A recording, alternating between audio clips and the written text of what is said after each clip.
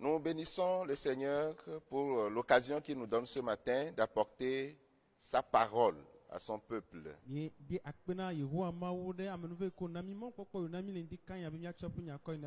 rappelons que nous sommes en direct du temple Mont Carmel d'Avenu, Assemblée de Dieu. Et nous voulons dire merci à Dieu pour la vie du pasteur principal, pour la vie de tous les responsables de l'Église. Et nous bénissons son nom aussi pour la vie de tout le corps, toute l'Église d'Avenu. Que le Seigneur bénisse chacun d'entre nous. Diminuons pour que Christ croisse en nous. Ce sera le thème de notre méditation de ce matin. Diminuons pour que Christ croisse en nous. Nous allons prendre nos Bibles et considérer l'évangile de Jean, le chapitre 3, le verset 30.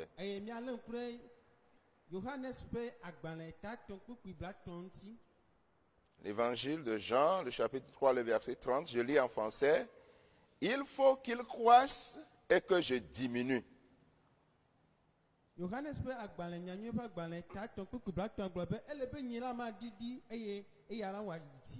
Bien-aimé, je suis fasciné par la vie d'un homme dans la Bible. Et je voudrais que nous puissions en ce jour tirer de précieuses leçons à travers de lui.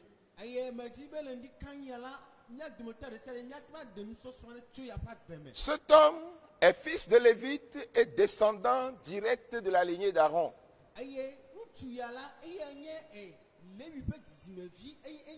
Il est prophète de Dieu et sa naissance fut un miracle.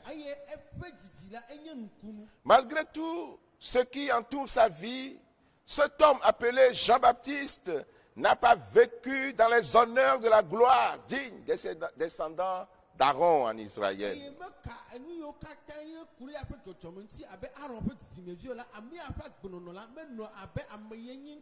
Il n'a pas vécu dans le confort des descendants d'Aaron. Il ne cherchait pas à plaire et à attirer les regards.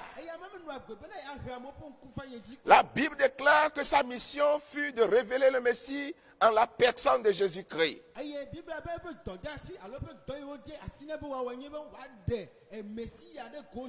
Avec une ferveur intense, il haranguait les foules qui accouraient de partout vers Jean le Baptiste.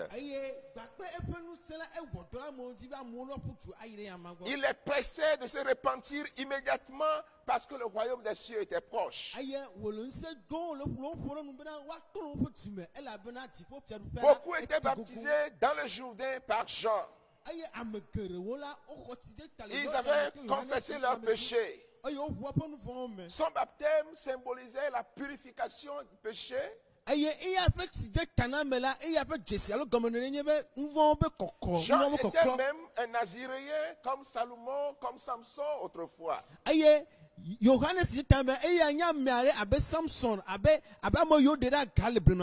le prophète n'estima pas que ceci ou tout ceci était suffisant. Il exhortait ses auditeurs à croire en celui-là qui devait arriver après lui. Il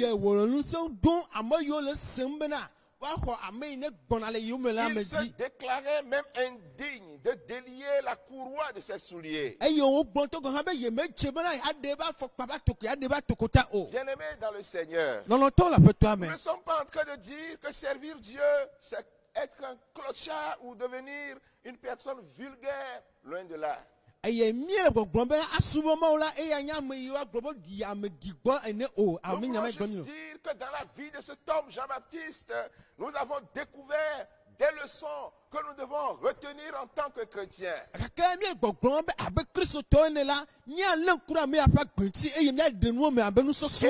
le compte de ce message, nous avons 3 leçons à retenir. La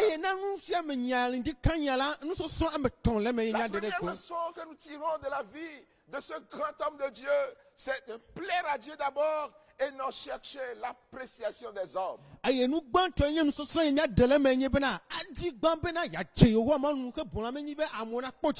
Oui, Jean-Baptiste,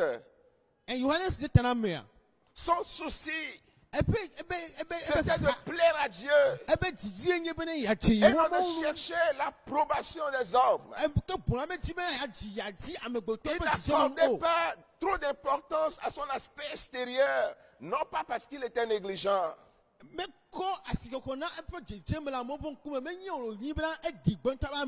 Matthieu le chapitre 3, le verset 4 déclare: Jean avait un vêtement de poil de chameau et une ceinture de cuir autour des reins. Il se nourrissait de sauterelles et de miel sauvage.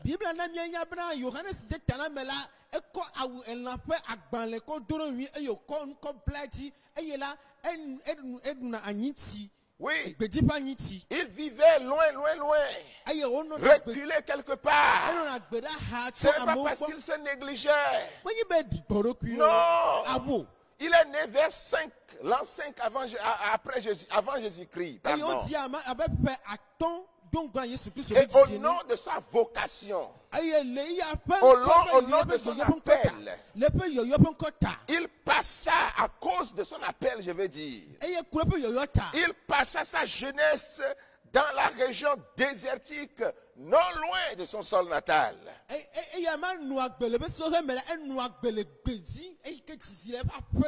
Il prêcha dans le désert, aux alentours du Jourdain, parce que c'était son appel, parce que c'était sa destinée, parce que Dieu lui demandait d'aller et de le faire. C'était sa mission. Il donna la priorité à son appel. Il voulait plaire à Dieu et non plaire à ses contemporains. Oui, il était dans le désert. Il prêchait, il annonçait la pensée de Dieu. Il voulait plaire d'abord à son Dieu. Bien-aimé dans le Seigneur, tu dois d'abord plaire à Dieu. Tu dois chercher l'approbation de Dieu et non l'approbation des hommes. Voilà la précieuse leçon, la première que nous tirons de la vie de cet homme. La deuxième leçon, c'est savoir reconnaître les limites de sa mission. Oui, savoir reconnaître les limites de ses prérogatives. Dans l'exercice de son ministère, pour éviter toute forme de confusion, il a bien spécifié à ses contemporains qu'il n'était pas le Messie, mais qu'il était la voix de celui qui annonçait sa venue.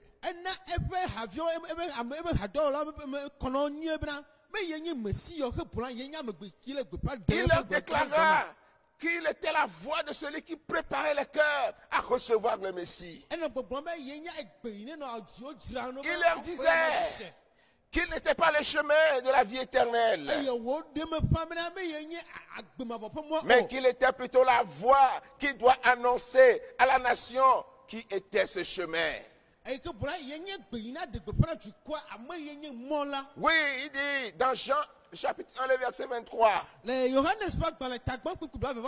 Moi, dit-il, je suis la voix de celui qui crie dans le désert. Applaudissez le chemin du Seigneur.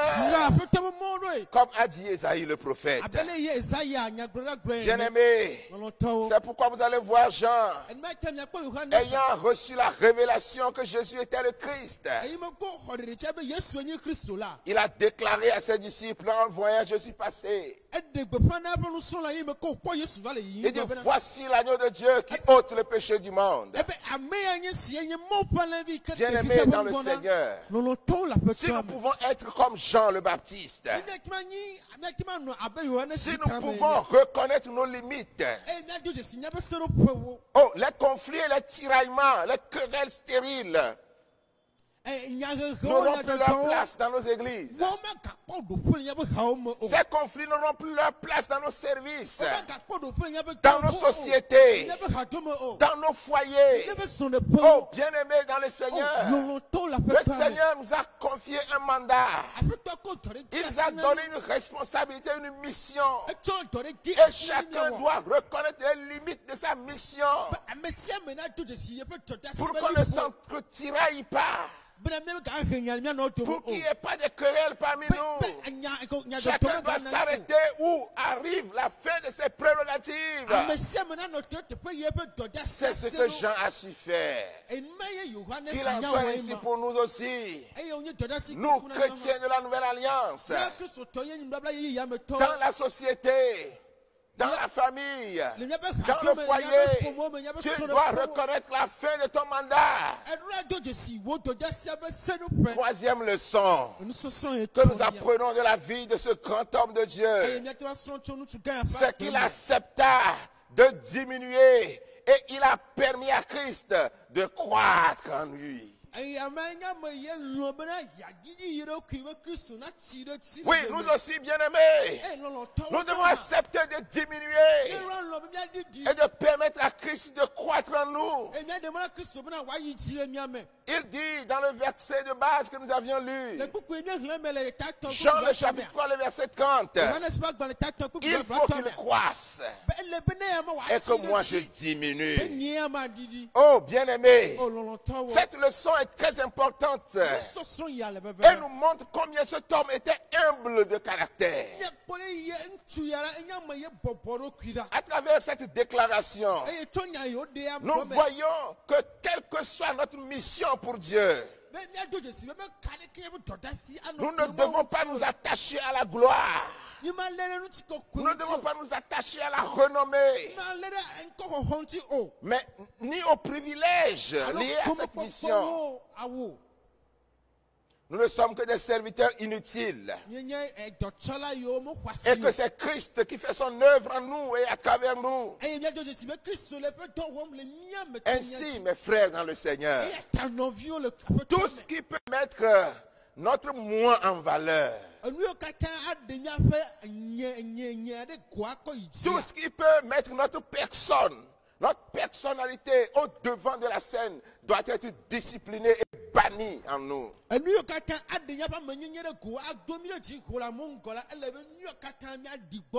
banni de manière que les gens puissent plutôt voir Christ au travers de nous.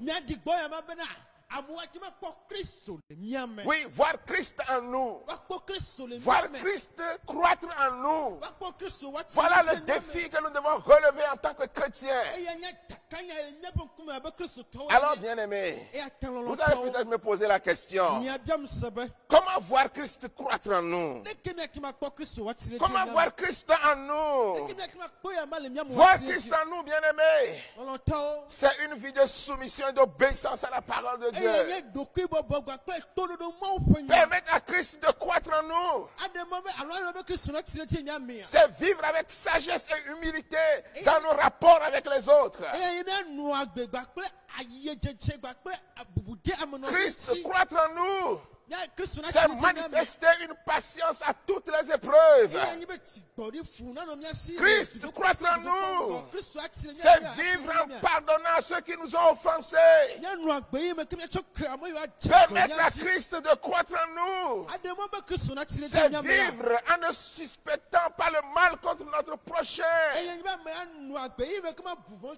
Permettre à Christ de s'installer en nous, c'est manifester de la bonté, de la douceur face à tous ceux qui nous résistent. Oh, bien-aimé, Christ en nous, c'est parler à son prochain avec respect, dans le seul but d'édifier et non de détruire. Oui,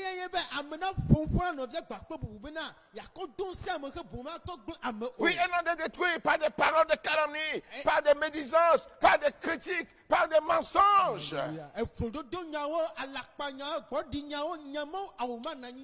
Christ prend de place en nous. Ses pensées, c'est agir, c'est se comporter en ayant pour seule motivation l'amour, l'amour agapéo. Bien-aimé,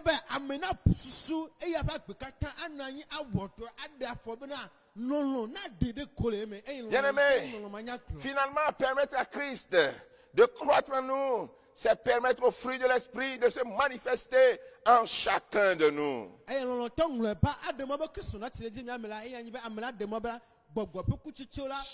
Cela ne pourra se faire si nous n'avons pas de bonne disposition intérieure d'humilité dans notre caractère et non une pseudo-humilité. Oui,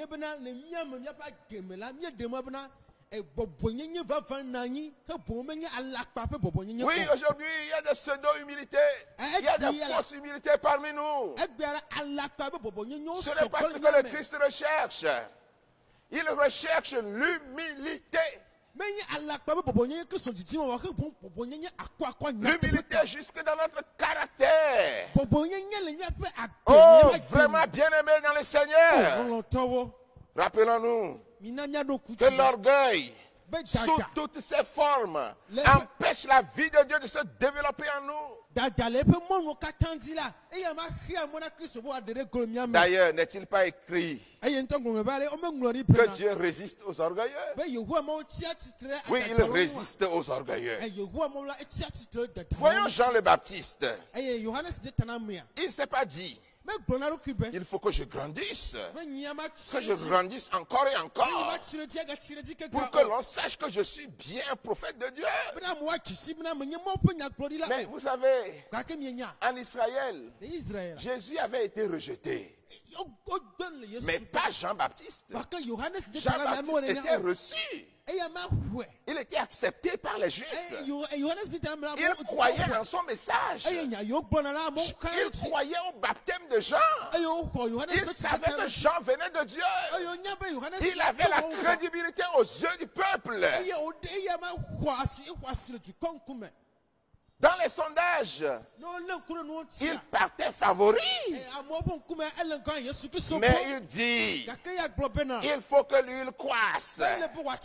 Lui qui n'est pas accepté là, lui qui n'est pas reçu, il faut qu'il croisse et que moi je diminue.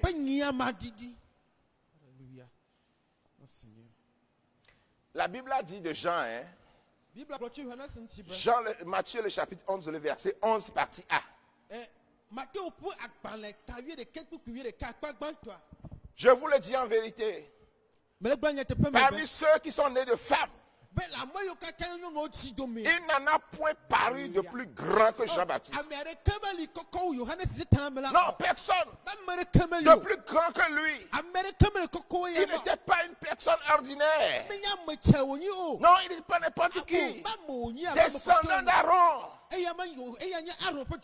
Donc un sacrificateur. Il était un naziréen, consacré dès le ventre de sa mère. Cependant, il fit preuve d'une humilité saisissante. Une humilité digne d'un enfant de Dieu. Aujourd'hui, nous voulons tellement que nos vies, que nos œuvres soient vues. Nous voulons tellement que nos ministères rayonnent. Tellement qu'on oublie même que ce n'est pas à nous de chercher la gloire et l'élévation. Non, c'est Dieu qui élève qui il veut. Autant qu'il veut, de la manière qu'il veut. Nous courons tellement vers les choses.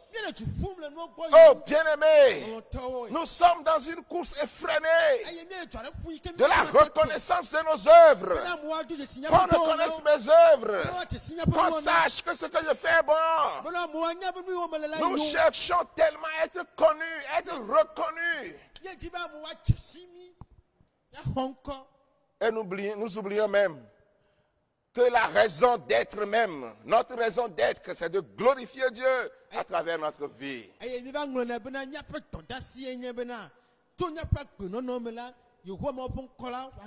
Nous oublions même que tout esprit de célébrité, tout esprit de starisme, être un star, ne convient pas au Fils du royaume de Dieu.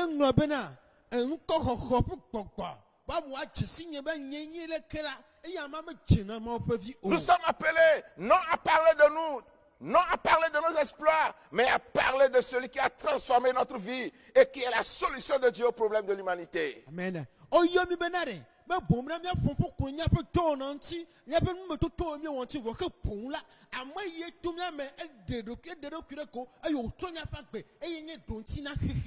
Notre vie doit plutôt faire l'apologie de celui qui a été trouvé digne d'ouvrir le livre de vie et d'en rompre les sceaux.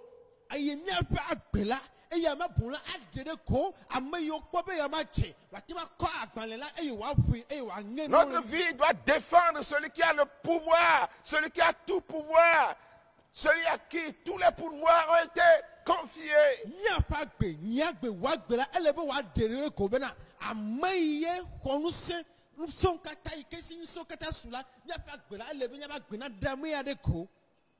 Bien-aimé, je voudrais, en définitive, retenons que la clé de toute élévation se trouve dans l'abaissement.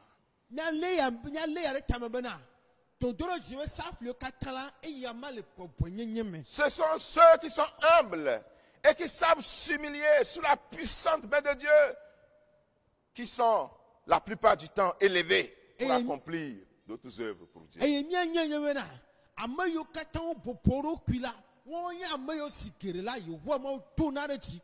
Oui, ce sont eux qui sont élevés pour accomplir les œuvres en faveur du royaume de Dieu.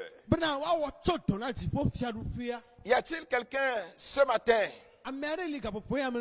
qui me suit actuellement ou qui me suivra après, qui, à l'instar de Jean-Baptiste, qui prend la résolution de diminuer pour que Christ croisse en lui? Y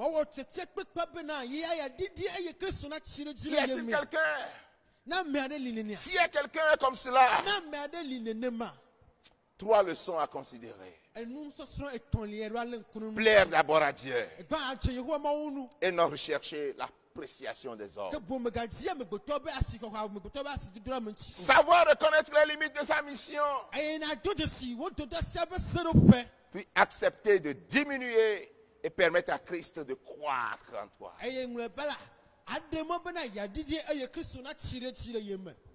Tant que nous ne diminuerons pas, il ne croîtra pas en nous. Et s'il ne croit pas en nous, les gens autour de nous ne verront pas Christ. Ils verront que nous. Ils ne verront que nous. Notre moi. Moi. C'est notre moi qui sera vu. Christ ne sera pas vu. Alors, bien-aimés, diminuons pour que Christ croisse en nous. Parole du Seigneur. Nous allons prier le Seigneur. Si tu es actuellement branché et tu nous suis et tu as suivi ce message, nous allons ensemble prier. Tu vas prier avec moi. Tu vas prier avec moi. Nous devons diminuer pour que lui croisse en nous. Et s'il croit en nous, s'il croit en nous, peuple de Dieu, je vous mets au défi. S'il croit en nous, le monde verra Christ au travers de nous. Les défis seront relevés. Les solutions seront apportées à tes besoins. Tu auras la vie et non la mort. Parce que Christ est arrivé à croître en toi. Nous allons prier maintenant et demander au Seigneur de nous aider à relever ce défi.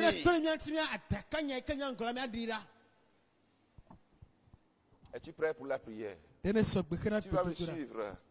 Tu vas prier aussi. Si tu as l'occasion de prier, prie. Père, en ton nom ce matin, nous venons avec action de grâce te louer, te glorifier pour ta parole que tu nous envoies.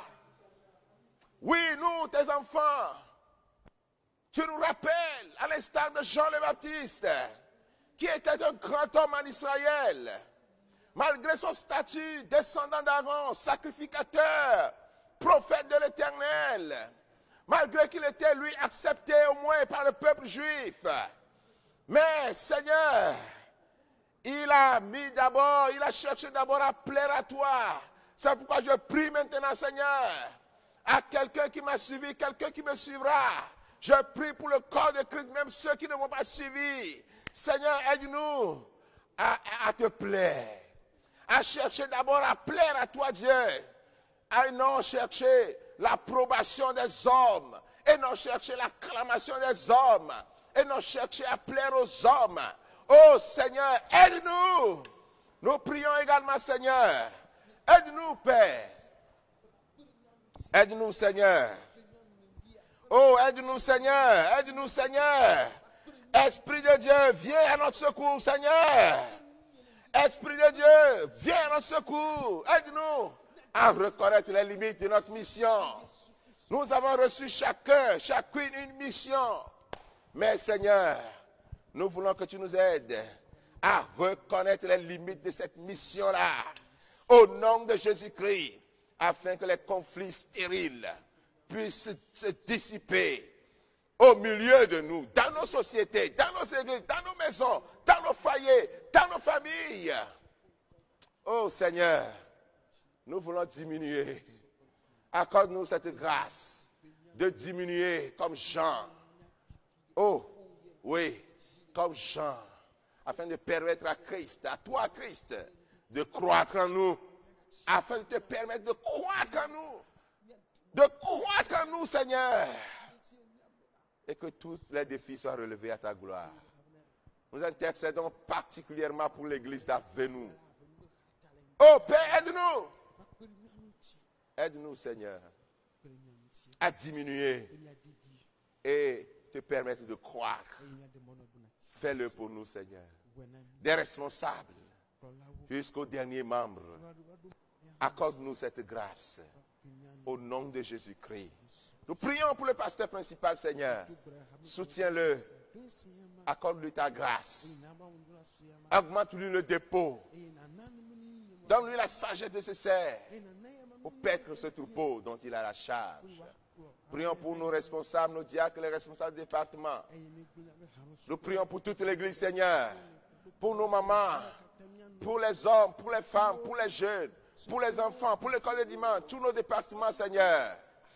Pendant ce temps où nous sommes encore à la maison, que ta grâce nous soutienne.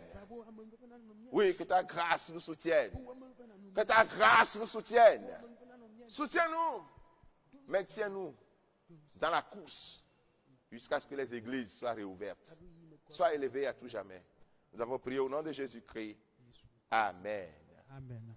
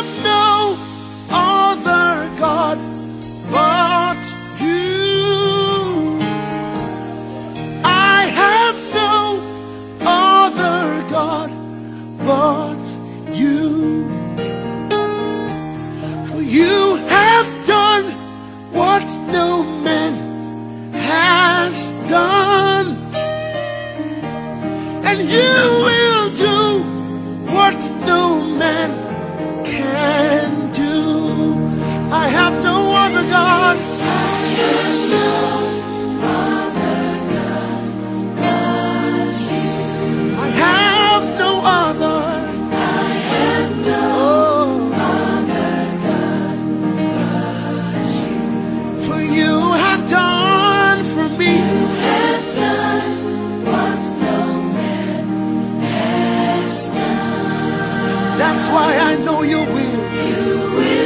Do what no man can do.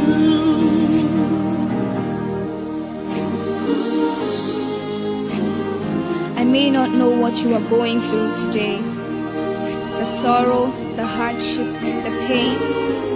But though the mountains crumble and the oceans rage, and war against my soul the devil may wage, though the tempest has turned my smile upside down, and my life like a river of sorrow in which I drown, yet will I stand, unshaken for as long as it lasts. Faithful is he that promised, and it shall come to pass. If God be for us, then who can stand against? The God who spoke all the earth into form. He said, let there be light, let it be bright, let there be day, let there be night. Out of the sound of his voice, birds, fish, and trees did come. The mountains, they melt like wax. The hills skip like young cows at the sound of the voice of the God that we serve. Our help in ages past, our hope for years to come. Besides thee, O Lord, I have no other.